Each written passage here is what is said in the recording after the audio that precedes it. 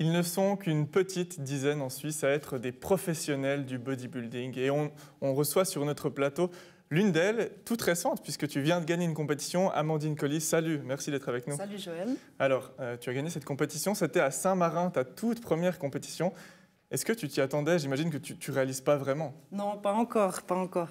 C'est vrai qu'il y a encore pas mal d'émotions, donc juste le temps de digérer tout ça et puis je pense qu'on va réaliser gentiment. Tu habites à Saint-Cergue et puis tu t'es mis à cette discipline il y a de cela 3 ans. Comment ça se fait que en 3 ans, il y a eu un changement radical comme ça? Je pense que c'est surtout dans l'éthique de travail. Et puis quand on aime quelque chose vraiment comme ça, on fait tout pour aller le plus loin possible. Donc ça aide beaucoup. Et ça s'est produit ce week-end à Saint-Marin. Revenons sur cet événement. Une compétition de bodybuilding, c'est poser, c'est montrer au jury qu'on a un corps plus musclé. Est-ce que c'est vraiment ça, le bodybuilding?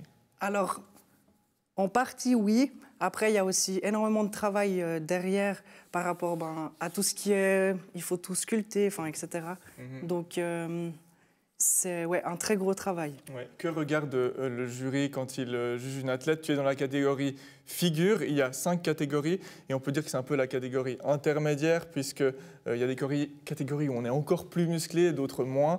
Qu'est-ce qu'ils regardent à ton niveau? Alors, par rapport aux figures, ils vont surtout regarder la ligne de l'athlète. Donc, avoir les épaules bien rondes, un gros V, une taille fine et puis des bonnes jambes. Ça, c'est vraiment les critères principaux. Et puis, ils vont aussi, bien sûr, juger la condition qu'on a amenée sur scène. Et puis, tu as gagné à Saint-Marin. Alors, peut-être, il y a 2 médailles. Je te laisse m'expliquer. Oui. Peut-être déjà la première médaille. Donc, celle-ci, en fait, dans notre catégorie, on est trié par classe par rapport à nos tailles. Comme ça, c'est plus facile aussi pour les juges. Donc, il faut gagner sa classe pour pouvoir accéder à l'overall. Et là, toutes les athlètes se retrouvent, peu importe la taille finalement, c'est juste toutes les athlètes de la catégorie figure dont tu faisais partie. Et là, c'est la plus belle médaille finalement, celle qui t'a permis de décrocher le titre. Voilà, celle-ci. Donc ça, c'est l'overall où toutes celles qui ont gagné leur classe se rencontrent à la fin. Et puis, voilà, c'est là où j'ai gagné la carte pro. Exactement, alors la carte pro, j'allais y venir. Qu'est-ce que ça signifie? Ça veut dire que maintenant tu es considérée comme une bodybuildeuse professionnelle et que tu as le droit de participer à beaucoup plus de compétitions. Voilà, c'est ça. Donc à tous les pro shows en fait qu'on trouve partout dans le monde. Donc c'est super.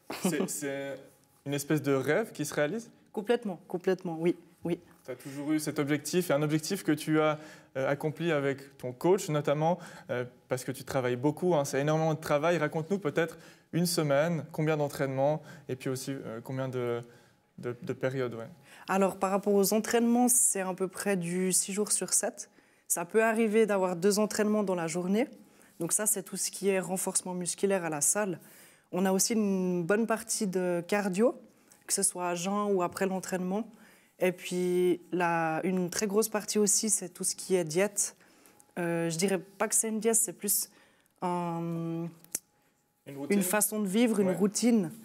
Mais ça, c'est une énorme partie. Donc, on pèse tout à l'année. C'est hyper carré.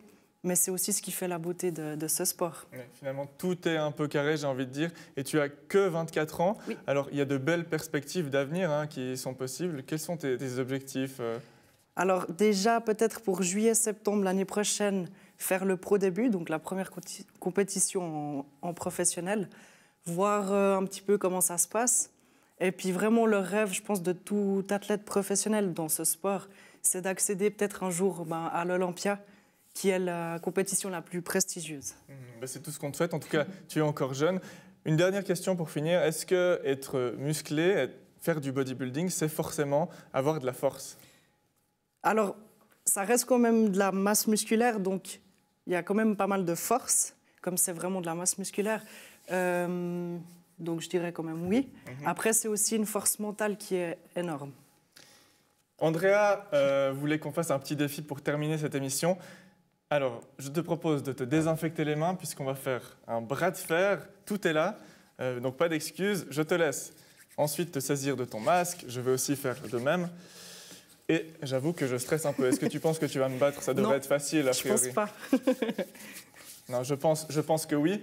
En tout cas, je me suis préparé mentalement depuis quelques minutes à perdre ce bras de fer. C'est un exercice que tu as l'occasion de faire souvent, le bras de fer? Pas du tout. Je refuse à chaque fois, normalement. C'est vrai? Oui. Bon, c'est gentil d'accepter. On va se lever. On va le faire ici. Et je pense que ça ne va pas durer très longtemps. Alors, Amandine, est-ce que tu es prête? Je suis prête. Ok. 3, 2, 1, go. Ah, c'est dur, hein?